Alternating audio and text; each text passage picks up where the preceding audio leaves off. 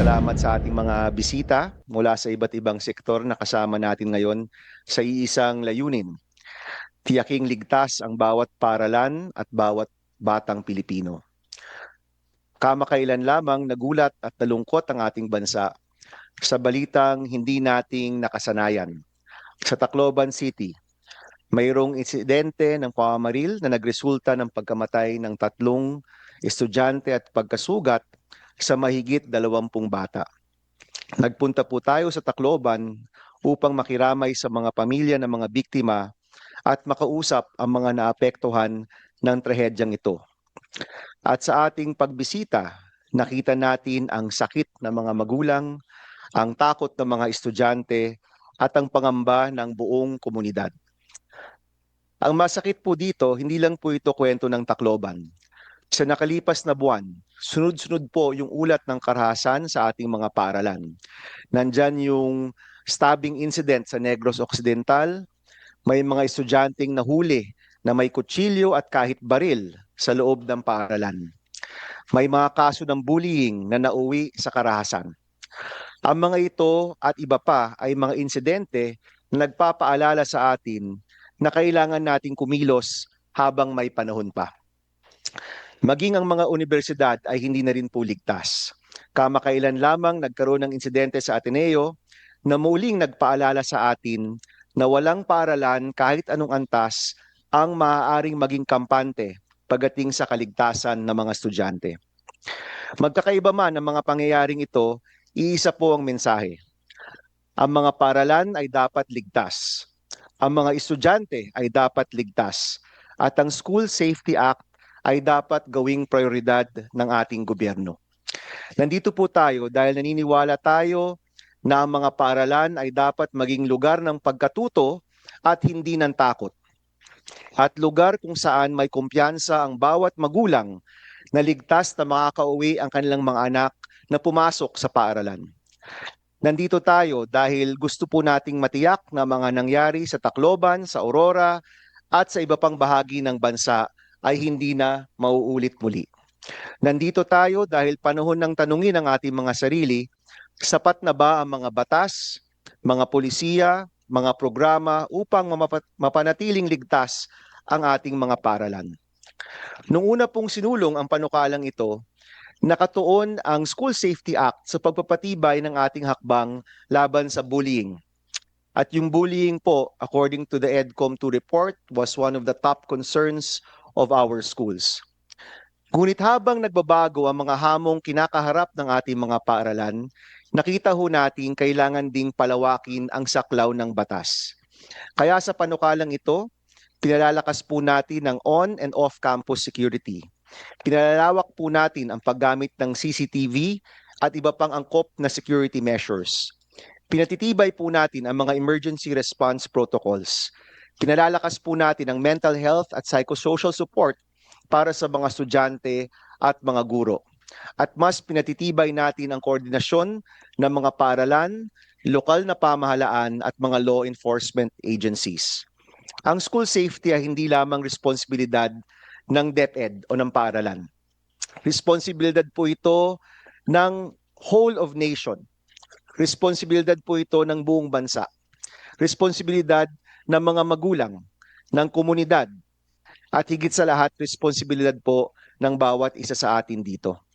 Sa huli, utang po natin sa mga kabataan ang mga paaralang ligtas at nagbibigay ng pag-asa. Utang ho natin sa mga guro ang isang ligtas na lugar upang makapagturo at utang ho natin sa bawat magulang ang katiyakang ginagawa natin ang lahat upang maprotektahan ang kanilang mga anak. Mga kasama, inaasahan po natin na walang kulay ng politika. Kapag kaligtasan ng ating mga anak ang nakataya, iisa lamang ang dapat nating layunin. Ang matiyak na ang bawat paaralan sa ating bansa ay isang lugar ng pagkatuto, ng pangarap at ng kaligtasan. Sa totoo lang po, yung mga bills na nakahain dito, napakarami po niya. But what we intend to do is really to get all of the pertinent parts, no, to form the School Safety Act. We've also asked the help of EDCOM to help us do this. Senator Gatchalian focused on the mobile phones. Senator Tulfo focused on the CCTV. One of the things I saw when I went to Tacloban, and let me address sila, our friends from DepEd here, hindi naging malinaw kung ano yung gagawin nung eskwelahan as the incident was happening, no? Some of the parents pumunta sa 3 hospital bago nila nahanap yung mga anak nilang nabaril. May isang batang nabaril, hindi ko siya nakausap, pero nakausap ko yung magulang niya. He was shot, naglakad siya outside of the school. May rider na nakita siya, buti lang dinala siya sa hospital. And he walked inside the hospital. Akala nila masakit yung ngipin kasi he was holding his mouth. Pero yun pala, lumabas na yung bala dito sa kanyang baba.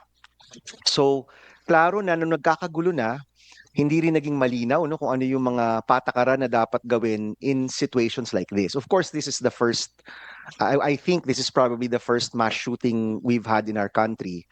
Pero maganda siguro na handa dapat yung mga eskwelahan rin no sa mga protocol. Anong hospital ang dapat puntahan? Ano yung gagawin ng mga pulis? Saan pupunta yung mga magulang? Ano yung mga paraan dyan?